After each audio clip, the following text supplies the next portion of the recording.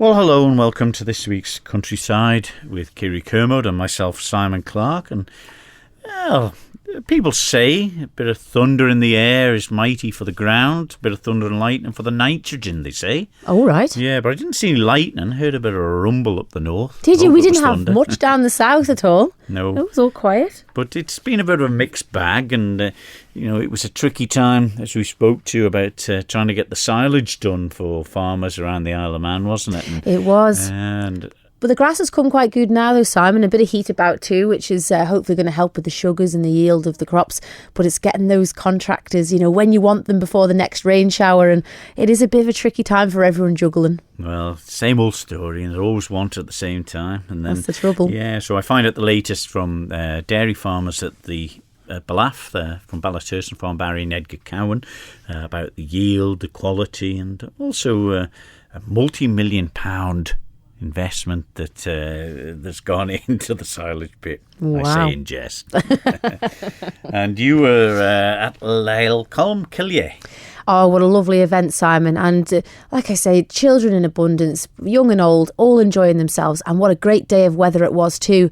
And the sports were well underway. Mums and dads, the egg and spoon race, just traditional things that make a fair day really special.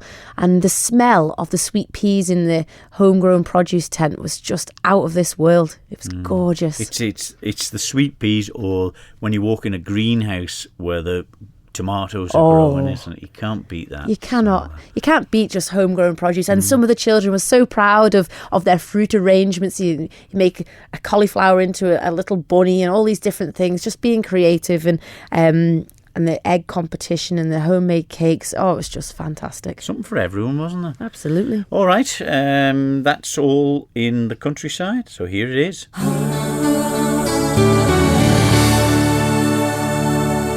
No, it has been a little bit wild, but it's been a lovely growing spell though, Simon, and the fields have really greened up at the minute.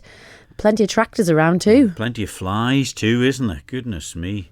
Yeah, it's time to get the shearing done really. The flies will mither awful otherwise. Yeah, that's a word I haven't heard for a while, mither.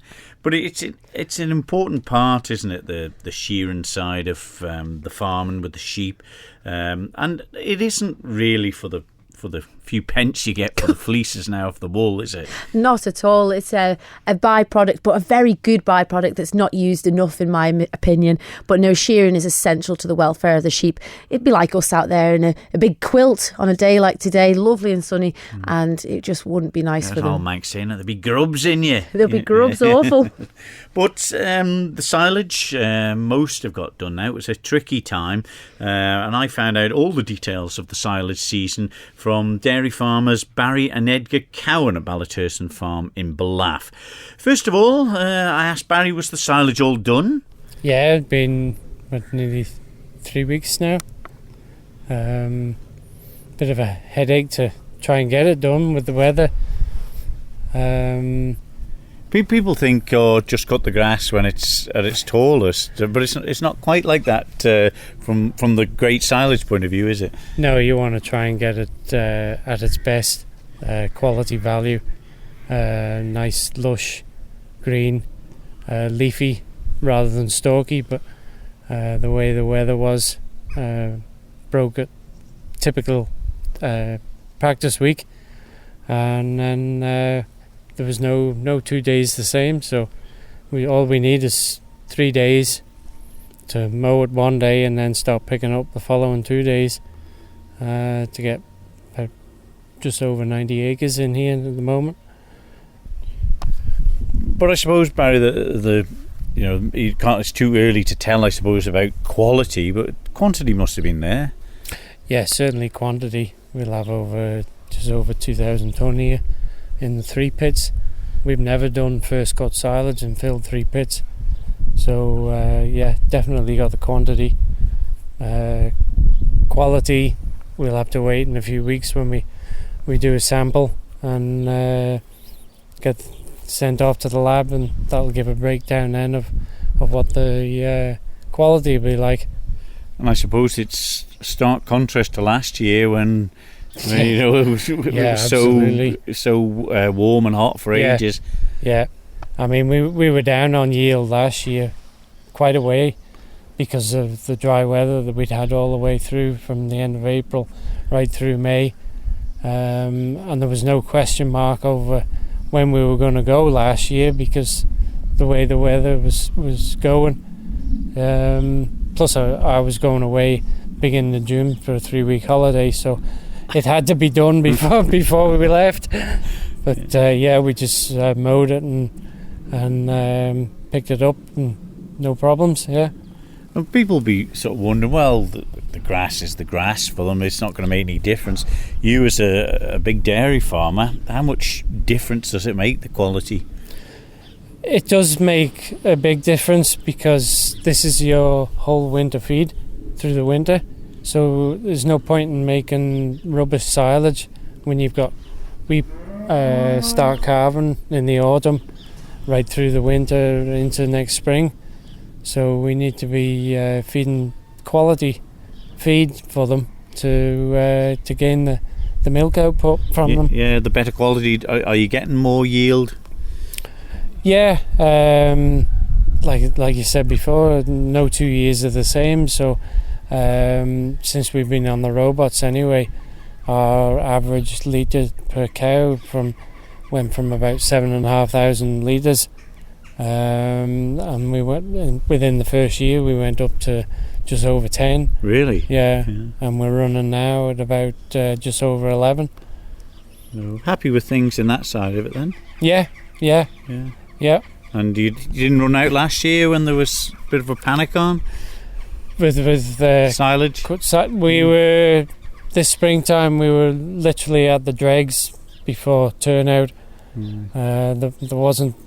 There wasn't an awful lot left at all. But last summer this time last year, we were feeding first cut silage right through till when we got a second cut, when the grass regrowth the end of September, which made up for what we'd used between the end of June through till September. So yeah, we were thankful for that.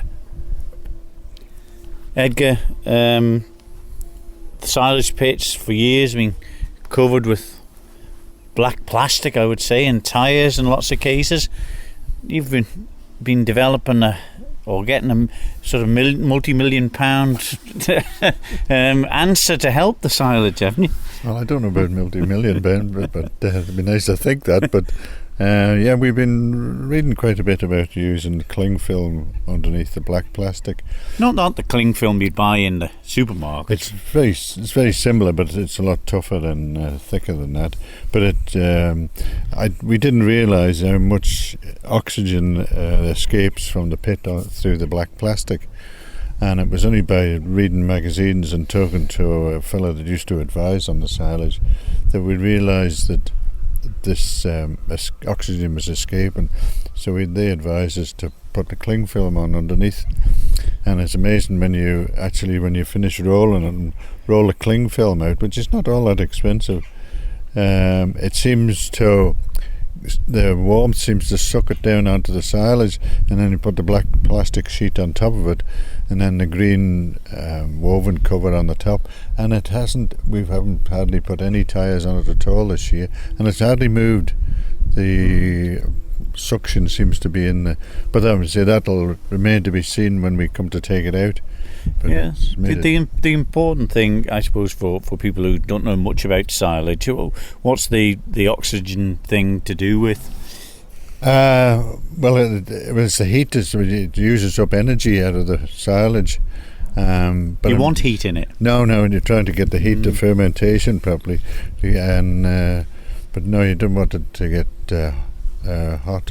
But it's fermented reasonably well from what we've had, because we've taken some out for the cows now, and it seems to be fermented pretty good. But I'm saying you won't know till you actually get it tested and see how we get going in the winter time with this. See how the cows milk on it. I can't imagine there'd be a fantastic amount of milk in it, but quantity is probably an issue as well, because when you've got a lot of 200 odd head of stock to feed in the winter time, you need plenty as well. There's no use having a half a pit full of rocket fuel and then running out in February. So No, and I suppose one of the things too, though, if it's helping to keep the pit nice and tight and and weatherproof, the Isle of Man weather, I suppose what you could lose is a load of silage if it all blew off, isn't it?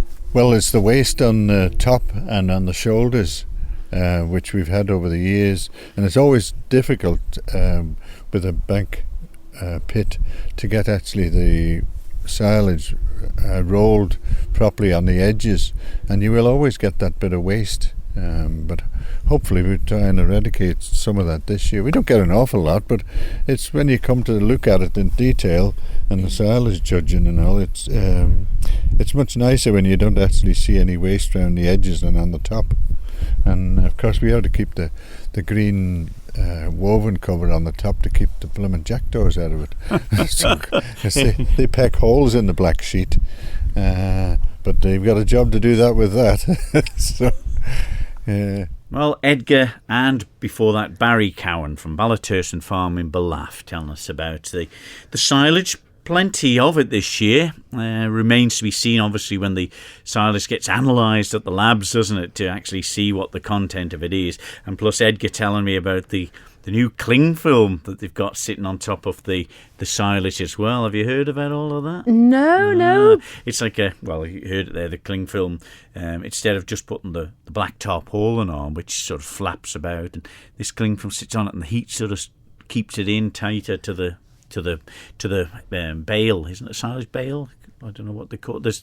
What's the clamp? The silage clamp, yeah. That's the one I was trying to think of. But it's such an important part, and as Barry was saying, it can make such a difference to the yield of the cow's milk as well. With you getting the good silage or the not so good stuff. But he was good as well. He just had enough last year as well, just to get through the season after a tricky one. So yeah, it was a good back end really, and winter, so that animals weren't so hungry as they could have been, especially after that drought. It was difficult last year, but this year at Easter time there was a good bit of drying, and it did hamper the grass a bit. You follow some of the advisory things online, and one of the companies was saying that on the graph it did dip off and lull, so silage was maybe a bit later this year, but it's very, very important to get it right and plenty of sunshine and get the sugars right for like you say, the yield of the milk and the production of beef as well. So it's a very, very tricky part. Getting them 3 consecutive days, and I suppose everyone wanted it done that day. That's the trouble. This is it. The contractors will be sitting quiet, then all of a sudden the phones will go, and around this island it's just mayhem. It is. You're listening to Countryside here on Manx Radio with Kiri Kermode and Simon Clark. And, big event down Arbury Way last weekend, Kiri. Oh, a lovely traditional event. The Lá Colm Cillia and the children there were in abundance. The sports, the home produce, the arts and crafts. Serious competition, the handwriting classes, Simon. But is it La or Lair? Or? Well, this is to be debated. I think it's Lá Colm Cillia, but I'll stand to be corrected. Well, you went along and caught up with quite a few people on the day. That's right. The Friary was busy doing silage that day, and I didn't think I'd see Noel Kringle, but sure enough he was there, and I caught up with Noel and friends, and I started off with Brian Ray. Brian Ray, what a beautiful day we have here for Lá Colm Cillia this evening, and what a fantastic turnout. Brilliant, isn't it? It's absolutely fabulous. The sun's shining, it's blue sky from horizon to horizon. We couldn't have asked for better. We had a few years slightly damp weather. Well, it was all Aidy's fault, of course, but the last 2 have been good. Last year was too hot. This year's just perfect. It's just perfect. And there are so many people here, and you can tell by the noise around us that they're all having a good time. They really are. But what makes people come back to the fair year on year? I think that one of the key ingredients is Arbury School, because not for me, but for many of the people here, they will have been pupils at Arbury School, and Arbury School is an integral part of Lá Colm Cillia. It takes part in all sorts of ways, as you've seen this afternoon with the dancing. There's a whole marquee full of the children's work, which they all compete quite avidly for prizes, and their prize money is fabulous, like £1 if it's a first prize. It doesn't even buy an ice cream, but you get a certificate, and and they look forward to it with such enthusiasm. And I think we're lucky too. I'm digressing a little bit, but I think we're lucky too that we've got a parish school, so we can all identify with the parish, and I think local identity is a hugely important part of making life work well. They really, really are. But I see, Brian, your name is on the past winning trophy of the potatoes section A too. few times, but not this year. Mine were rubbish this year. In fact, I'm ashamed to go and have a look. I hope that, well, fortunately, most of the cards have your name turned down unless you won, so I'll be okay, hopefully. What's your favourite part of Lake Colmcille, Brian? It used to be the whole putting it together thing and taking part in all the work parties and all the banter that went with that, and the trips to Castletown to pick things up, and then finding that the store was locked and you could go to the pub and things like that. But these days, I think it's just just enjoying this community get together. It's like a big parish party, isn't it? It really is. And one of the points I noticed in your opening speech, Brian, was the fact that every year since, it has been the band that's been in attendance. Yeah, they have. Castletown Band. The record tells us they came the first year. I don't know how many of them there would have been. They'd have had to get the train, because in 1912, well, there would be buses perhaps, but anyway, the train to Bollebeg from Castletown, and then a long march from Bollebeg station to Colby and back to here. So this all started in 1912, a little bit of history. So I think the year previous there was a coronation, a UK coronation, and they had a parish party to celebrate that in the Vicar's Garden, I think it was. And a year later they thought, that was pretty good, and so one or two of the parish elders got together and thought, I know, we'll reinstate St Columba's Day and have an annual party on the day nearest to St Columba's Day it is. So it would, years ago there would have been, many years ago, long before Lake Colm started, there would have been a quarter day fairs. So it's kind of modelled on that, really.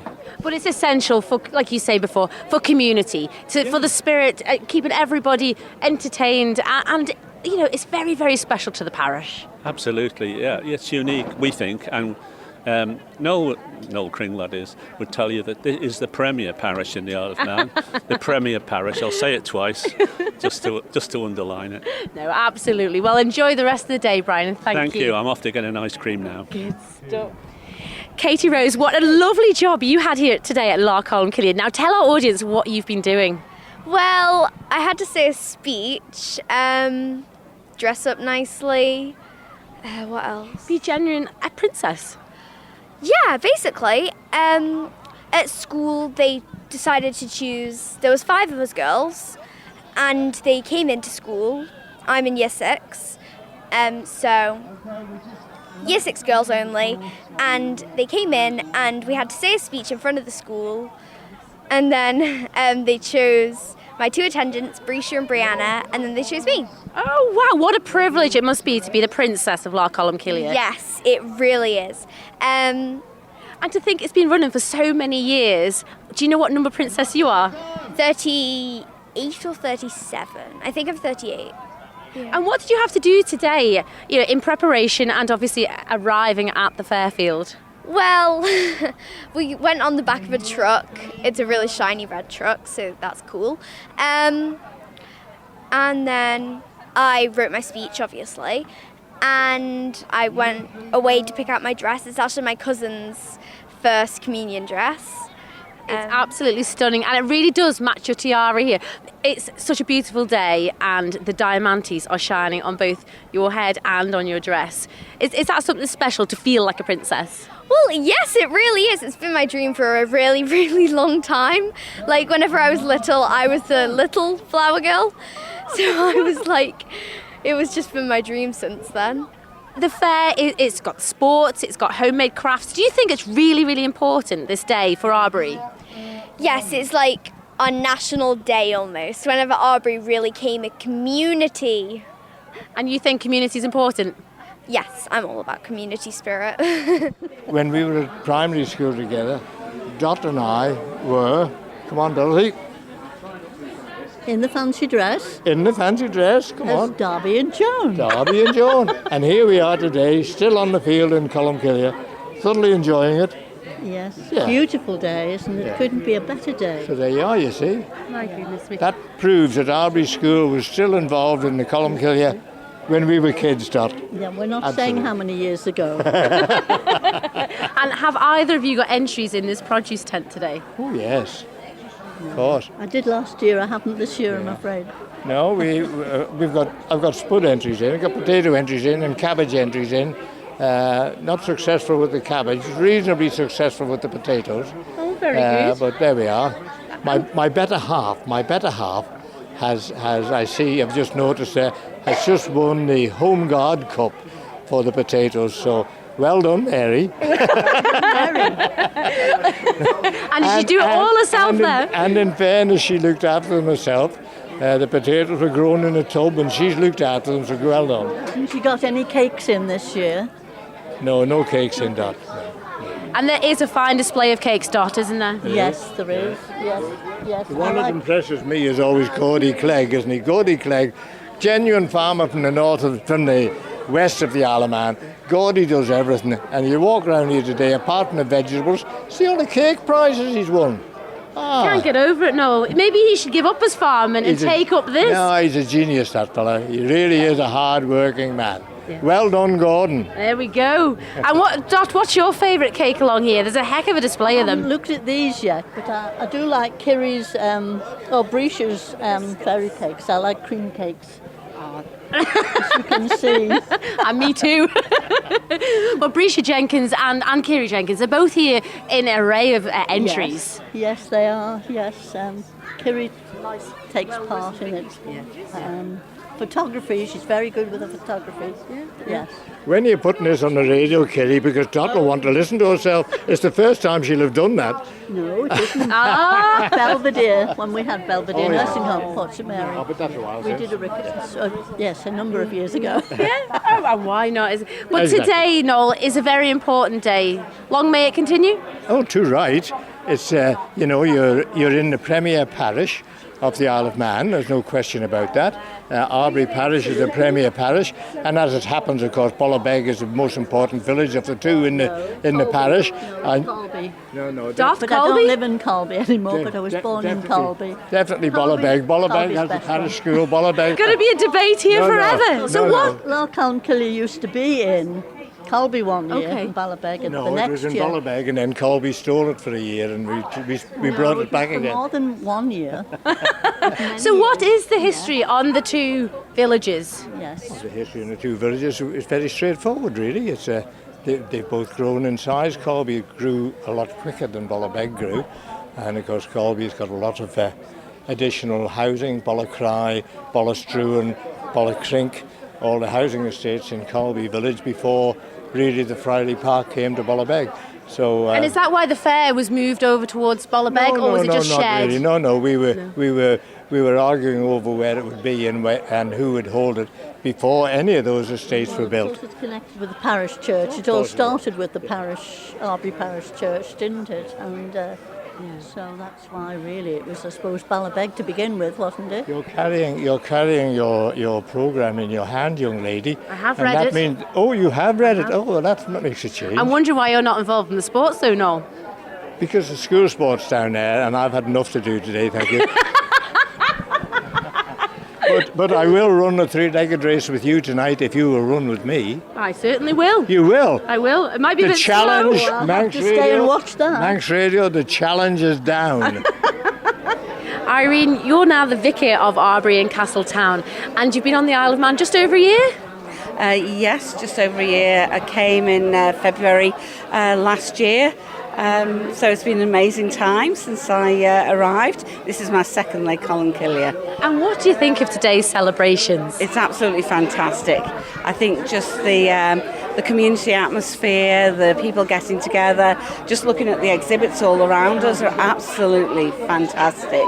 And it's just lovely to celebrate with everyone and to bring the community together.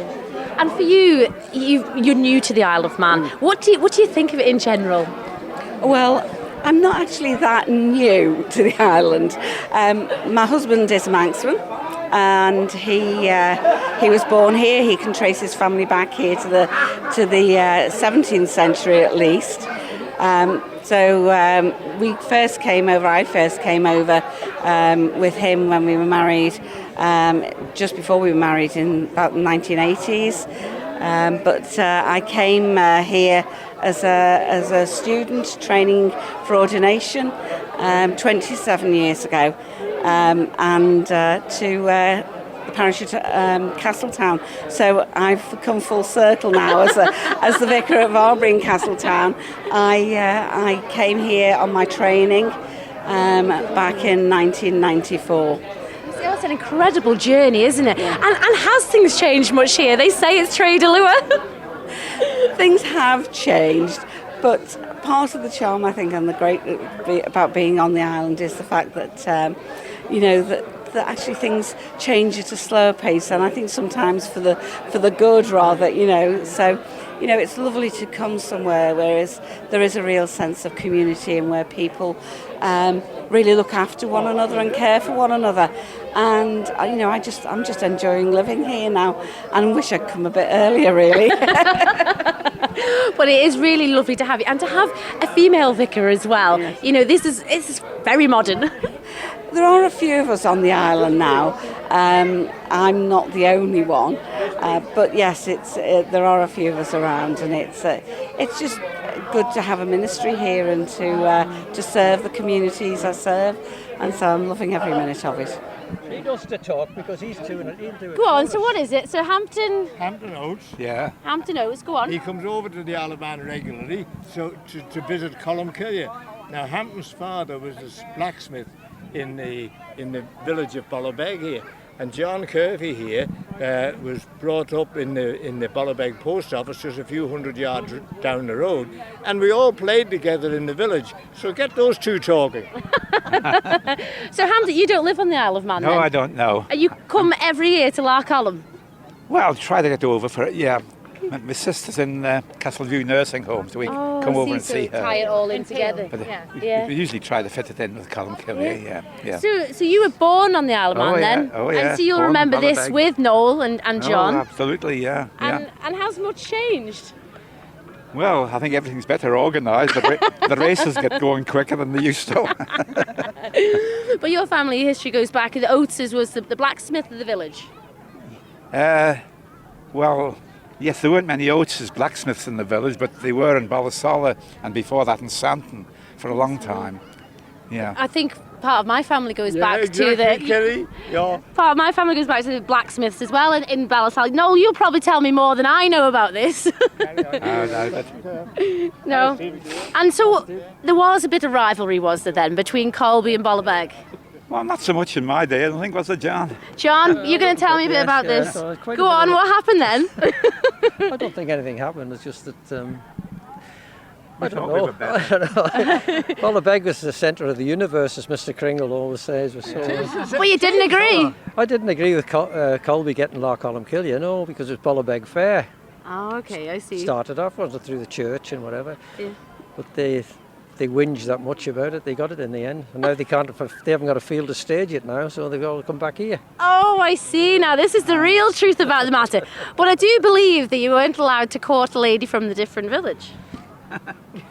Is this true, or is Noel pulling my leg? I don't think I would have taken a Colby girl to the pictures, put it that way.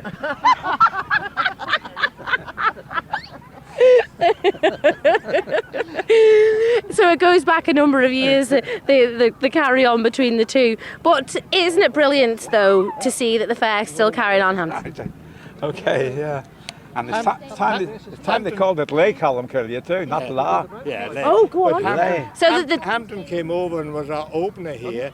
How many years ago? 2013, I think it was. 2013, he came over and was our official opening here on this field. And it was a terrible day too. It was wet, very wet. Yeah, had to return to the school, didn't he? Yeah. He was in the school. Yeah. Anyway, we've had a good day today, Ham. Oh yes, perfect. Yeah. His name is Hampton, but we call him Hampton. Yeah. Brian Cool, as a fairgoer, what does this day mean to you? Well, it goes back a long way to when I was a child. I came to the fair here. There was a fancy dress then. And I had to wear tights. May I ask what you were? Robin Hood. But I was also told by the headmaster not to sing, just to move my lips. And I've never sang since, you know. Do you think they were saying something there, Brian? They were definitely saying something. Kerry. Definitely saying something. But this is the nicest day I've been here, actually. It's rained every other year I've been here. My goodness. Do you think it's important for the younger generations to come to a day like this? Well, I think it definitely is important, actually. A little bit of history. It goes back a long way in that time, and I think it is important, and the longer it keeps going on, the better. And have you taken part in any of the home produce, the handmade crafts? No, not this year at all. No, not for a long time. It's serious competition in there, though. Very serious. I haven't been to that tent yet. Well, there's a running race going on behind us. I hope you got your running shoes ready. No, I haven't, Heather, but if you want to, if I can chase you, we'll see. Kerry, if I can chase you, we might get somewhere, mightn't we?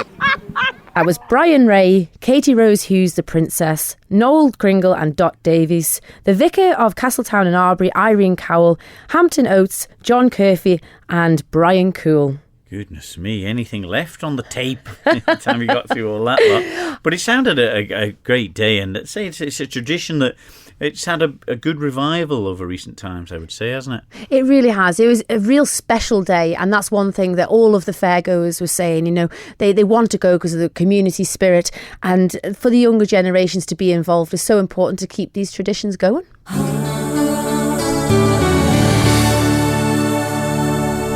Well, there we are, silage and Lecolum Killia. Don't think there was any silage competition at the Lecolum Killia, though, was there? No, but it was important that the silage was taken off the field before the fair could go underway. So I think they've been busy down there in the last spell of weather getting that tidied up. A lot of work goes into preparing the fair field for the tents and just having the ground nice for everyone too. Yeah. And it was lovely that you managed to speak to such a variety of people that were there.